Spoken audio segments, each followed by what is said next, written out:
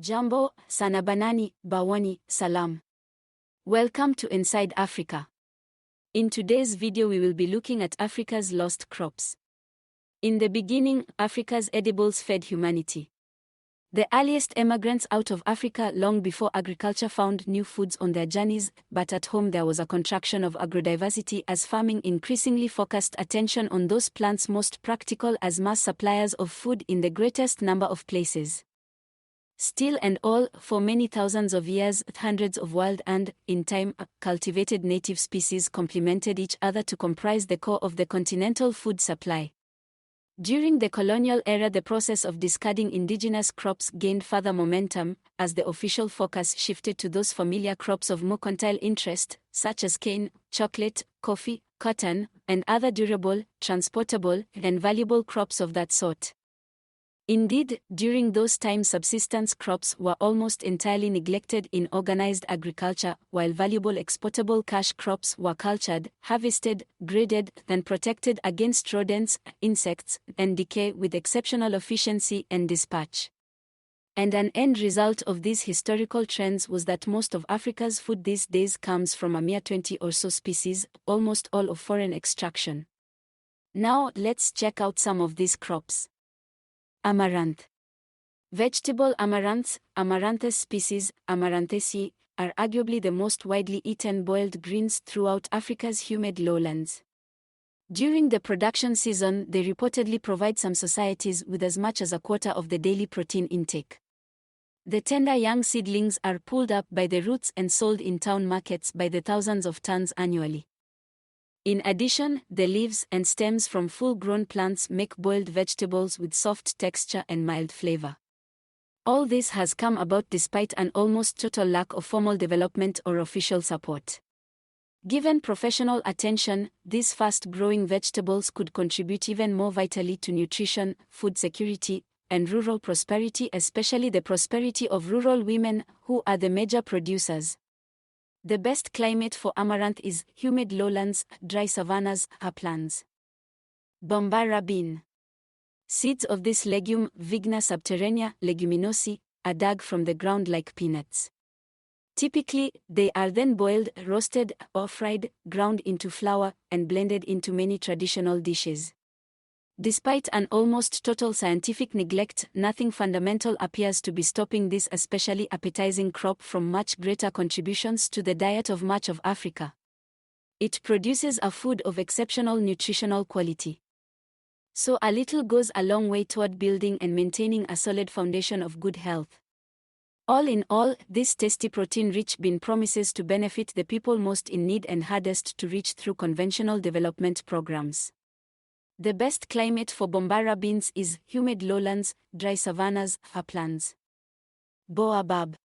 The leaf of the much-beloved baobab, Adonsonia digitata, bombaceae, is a staple of the savanna lands below the Sahara. In an area stretching across half the continent, this vegetable ranks among the commonest foods.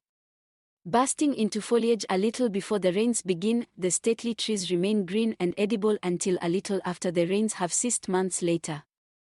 The leaf is sometimes steamed and eaten as a side dish like spinach, but most goes straight into soups, stews, sauces, relishes, and condiments that complete the main dish of the day. The best climate for baobab is mainly dry savannas. Celosia. The prettiest of all vegetable crops, Celosia argentea, Amarantheaceae, is used as an ornamental almost everywhere on earth. But few of its millions of admirers know that it is a common item of diet in parts of tropical Africa. The fresh young leaves, young stems, and young flower spikes are used to produce a tasty and nutritious soup that is a daily fare, especially in West Africa.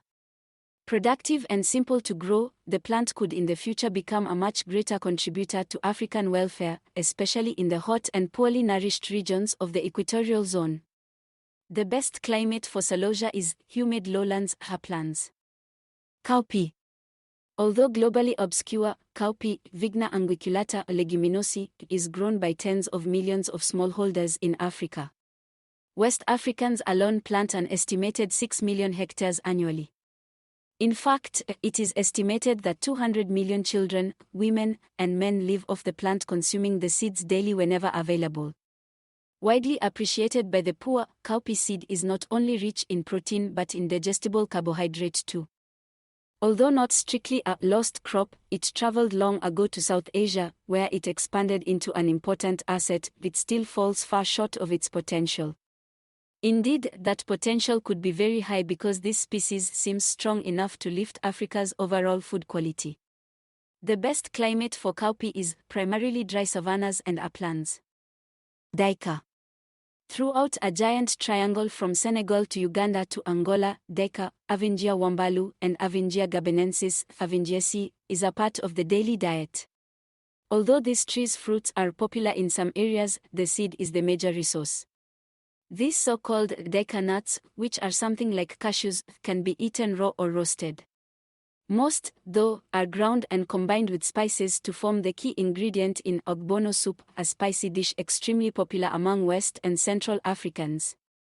As a result, this so far undomesticated tree scores high on the list of species inhabitants hope to see developed. The best climate for Daika is humid lowlands, dry savannas, uplands. Eggplant, garden egg. This vegetable, Selenum ethiopiacum solenacea, like its better-known Asian cousin, S. melangina, provides brightly colored egg-shaped fruits that are a significant vegetable resource almost Africa-wide. The species is high-yielding, easy to grow, then simple to harvest and handle. It is integral to many cuisines, cultures, and economies. Yet in many parts of Africa there is considerable scope for producing much better varieties in much better quantities. The best climate for eggplant is humid lowlands, dry savannas, uplands. EGUSI. EGUSI is a melon-like crop grown for its large white seeds, which in West Africa are a component of many meals. The plants themselves are from several species and genera, notably including watermelon itself, Citrullus lanatus, Cucurbitaceae. Ground up coarsely, the seeds thicken stews and contribute to a widely enjoyed steamed dumpling. Some are soaked, fermented, boiled, and wrapped in leaves to form a popular seasoning. They are also roasted and made into a spread not unlike peanut butter. They are even compacted into patties that serve as a meat substitute. Seen in overall perspective, this is a versatile crop with valuable for both subsistence survival and modern commerce. The best climate for EGUSI is humid lowlands. Enset. Although few outsiders have ever heard of it, this tree, like herb and Enset ventricosum musaceae, underpins the food supply in Ethiopia's densely populated highlands. An estimated 10 million people consume it. The plant is perhaps the biggest vegetable of all and looks like a banana tree. The food, however, comes mainly from the trunk, which on the largest specimens can be a meter in diameter and 3 meters tall and is filled with starchy pith. A second food comes from underground, where can be found a comb that may be almost a meter long and a meter in diameter and is packed, like some giant potato, with starch. Any plant producing food by the cubic meter is surely something to use more intensively in a hungry continent, but so far this one is barely known to science, let alone to Ethiopia's neighbors. The best climate for Enset is uplands. Lablab. In Asia, lablab Paparius leguminosae, is a popular foodstuff. For the rural peoples of southern India, for instance, its pods and seeds supply much of the daily protein.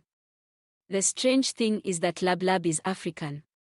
This clambering bean possesses qualities that could prove exceptionally valuable for nutritional well-being, rural development, and environmental stability in almost every corner of its continent of origin. The best climate for lablab is humid lowlands, dry savannas, uplands. Locust bean. Another legume, the West African locust bean, Opacia biglobosa leguminosae, grows more than 20 meters tall.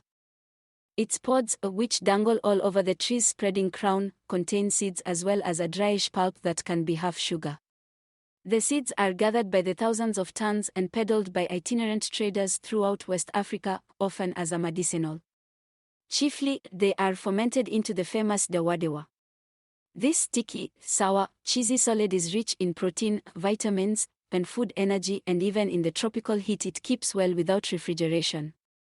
Dawadewa is exceptionally popular as a seasoning, but it is also an important soup ingredient. This single species, which has received almost no horticultural recognition, combines likely answers to Africa's twin needs of food and tree cover. The best climate for locust bean is dry savannas. Long beans. This delightful legume, Vigna unguiculata leguminosi, resembles a snap bean except for the singular fact that it is pencil-thin and up to a meter long. Often called yard-long bean in English, its green to pale green pods are tender, stringless, succulent, then sweet. The surprising thing about what is universally acclaimed an oriental vegetable is that it is a special form of COWPEA, a species of unquestioned African origin. See COWPEA above. Now is the time to welcome long bean back home to contribute as much to Africa as to Asia. The best climate for long beans is humid lowlands, dry savannas, uplands. MARAMA. Above ground, this plant, Tylesima esculentum, leguminosi, produces seeds rivaling peanut and soybean in nutritive quality. Below ground, it produces a high-protein tuber much bigger even than sugar beet and much more nutritious even than potato or yam. The plant thrives in poor-quality soil and under the harshest of climates. Indeed, in its native habitat, the deserts of southern Africa, rain often stays away for years on end. But this seems a resource more in theory than reality. It is undomesticated and has far to go before anyone can truly capitalize on such valuable qualities. The best climate for MARAMA is semi-arid lands. MORINGA. Yielding protein, oil, and carbohydrates, and with a load of vitamins and minerals, Moringa oleifera, Moringaceae, is possibly the planet's most valuable and developed tree, at least in humanitarian terms. A sort of food market on a stalk, it yields at least 4 different edibles, pods, leaves, seeds, roots. And beyond edibles, it provides products that make village life more self-sufficient: lubricating oil, lamp oil, wood, paper, liquid fuel, skin treatments, the means to purify water, and more. The green pods, which look like giant green beans but taste something like asparagus, are notably nutritious. Foliage is an important food product as well. People in various countries boil up the tiny leaflets and eat them like spinach. Taken all round, this supreme poor person's plant shows a remarkable capacity to help solve problems such as hunger, malnutrition, rural poverty, disease, deforestation, and visual blight.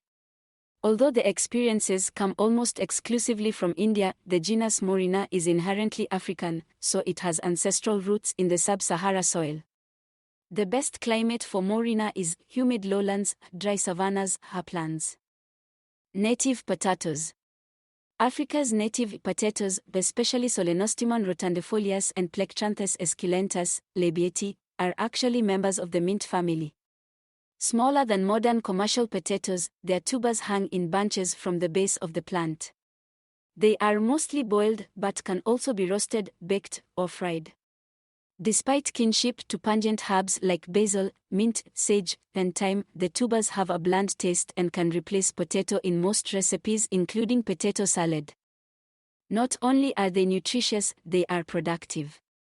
Even in their current fairly unimproved form, native potatoes can produce a lot of food from a small area. And they seem primed for rapid advancement to a major African resource. The best climate for native potatoes is humid lowlands, dry savannas. Okra.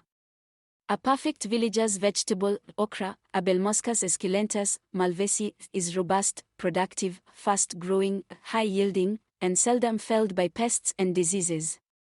It adapts to difficult conditions and can thrive where other food plants prove unreliable. Among its useful food products are pods, leaves, and seeds.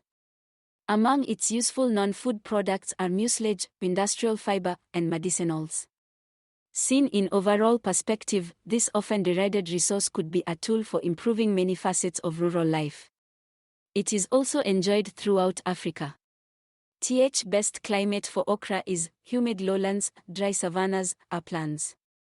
SHEA.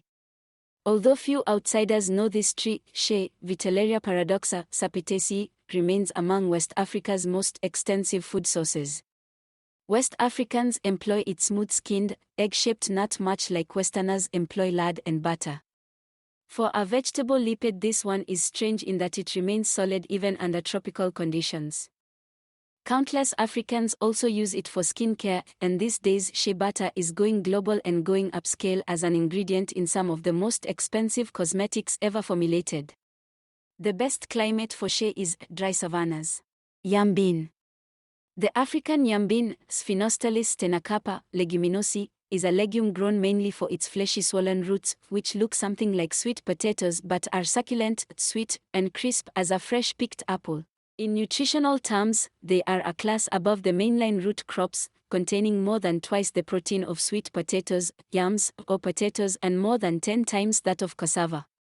Moreover, the protein is of exceptional nutritional quality, superbly complementing the proteins of maize, sorghum, and the other staples. In addition, both seeds and leaves are edible. And the African yambean is no slouch in the yield department either. It produces its edibles in abundance and seems capable of delivering record quantities of protein from soils normally considered marginal. The best climate for yambean is humid lowlands and uplands. Well, there you have it, Africa's lost crops. I hope you have found this informative and fun. Make sure to comment, like and subscribe. This is Inside Africa.